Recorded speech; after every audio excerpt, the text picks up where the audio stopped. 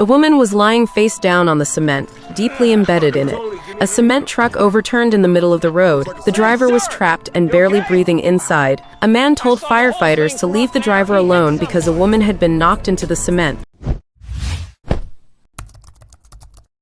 The firefighters tried to pull her out, but the cement's adhesion was too strong. It took them half a day just to lift her head. After relentless effort, they managed to free the woman's upper body from the cement, quickly pulled her out. But the woman had stopped breathing. After cleaning the dirt from her face, firefighters discovered her mouth seemed stuffed with something. They quickly dug out a lump of cement. They weren't sure how much cement was packed inside, but they managed to dig out a hefty 2 kilograms of it. The woman still didn't wake up. Paramedics arrived and immediately used a suction device, inserting it into her mouth and turning it to the highest power. After coughing up another clump of cement, the woman regained consciousness. The firefighter smiled with relief and jokingly asked his teammates what cement tasted like.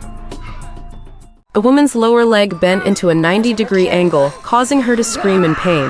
The paramedic felt sorry for her and actually snapped it back into place. Isn't that considered a secondary injury? Couldn't they have given her some anesthesia first? Luckily, the woman was tough enough to endure it. The paramedic quickly used a splint to stabilize the injured leg.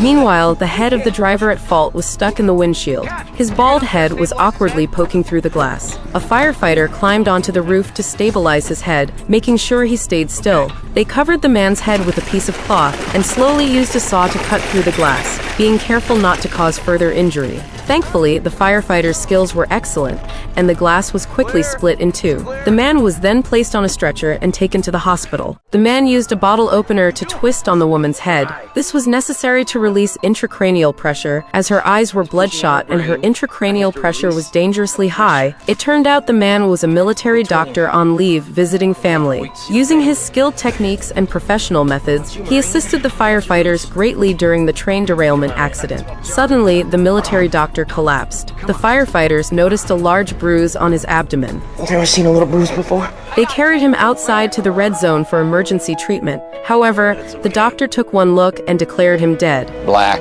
we need the space. Everyone was stunned. Under the firefighters' strong insistence, the military doctor was placed in the red zone. Even if I had an ambulance, he wouldn't make it to the hospital alive. The doctor only wanted to save limited resources for those in need. The military doctor had already guessed his own fate. You get the rest. Yeah, man, I didn't. Could've got you too if you'd told me earlier. And let you be the hero. Go to hell. The man's neck was pierced by a steel bar, yet miraculously, he survived. The steel bar was right next to his carotid artery.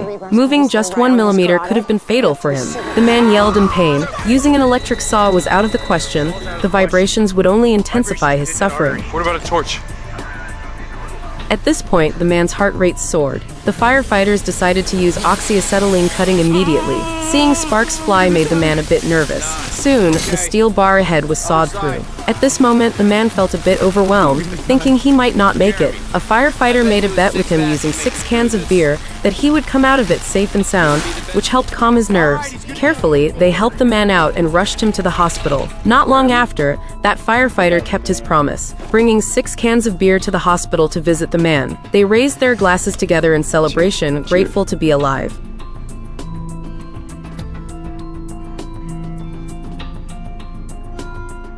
Something stuck in his mouth that smelled like a rotten egg from 10 years ago. The paramedics were about to help him. They realized it was his own tongue. It turned out the elderly man, who lived alone, had been out of contact for 2 months. His son couldn't reach him and had asked the landlord to check on him. The room was unusually quiet. He might have passed away. The paramedics tried to check his pulse. The paramedics asked where it hurt, but he mumbled incoherently. You have something in your mouth, sir?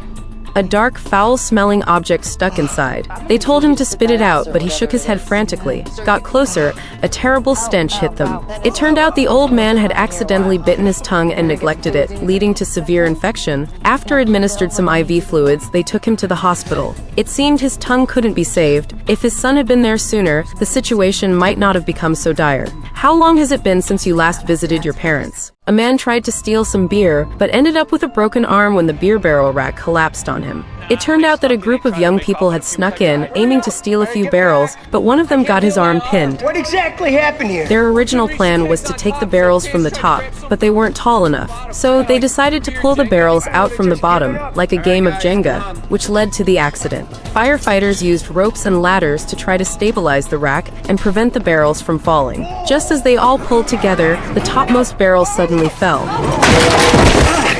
One of the firefighters standing in the front was unlucky and ended up taking a shower in beer. The firefighters continued pulling and finally managed to straighten the rack, quickly rescuing the man. What likely awaits him now is a court trial and jail time.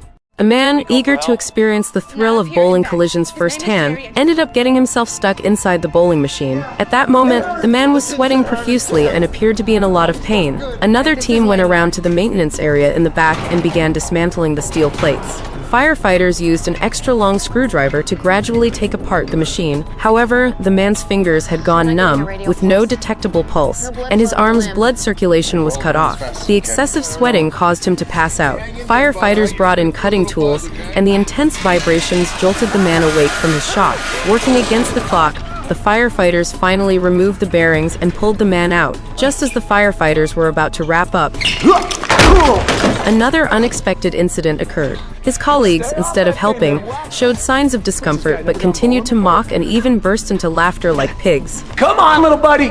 Come on. Don't give up hope. We're all pulling for you. Come on. Oh! He had a dart stuck in his head, calmly asking for help. The arriving paramedics were stunned, conservatively estimating the dart had penetrated at least 2.5 centimeters, almost entirely inside. Only God knew if it had hit the brain, but the man didn't care, insisting the paramedics pull it out quickly. The paramedics explained that only a specialist surgeon could handle it. Just then, his rowdy friends crowded around. He put a lime on his head and he had me try to hit it like Robin Hood or whatever. Okay, guys, give us some space, all right? The urgent task was to stabilize the dart. As they were about to secure it, chaos erupted in the pub. Fueled by alcohol, people started brawling left and right. Even a paramedic got elbowed in the confusion. Fortunately, teammates arrived in time to break up the crowd, restoring order quickly. However, taking advantage of the chaos, the man suddenly yanked the dart out of his head, rolled his eyes, and passed out. Poor paramedic, taking a big elbow for nothing. A kid broke his leg. His playmate ended up hanging upside down from a structure several meters high. What happened, bud? Ellie and I were playing Avengers and we jumped. The boy's face turned purple, his condition uncertain. The paramedics first placed the kid on a stretcher. Despite his pain, he was more worried about his friend's safety. They're gonna get to him. Wiley! Firefighters climbed up the structure to lift the boy, allowing blood to flow back into his body. However, his foot was stuck tight. Diego breaks. It breaks. He's not breathing. Finally, they freed his foot and passed him down to the ground in a relay. After relentless efforts, the boy began to breathe again. The rest was up to the hospital's professionals. Unfortunately, due to prolonged oxygen deprivation, the boy couldn't pull through in the end. So remember, there's a limit to games. Safety is always the top priority.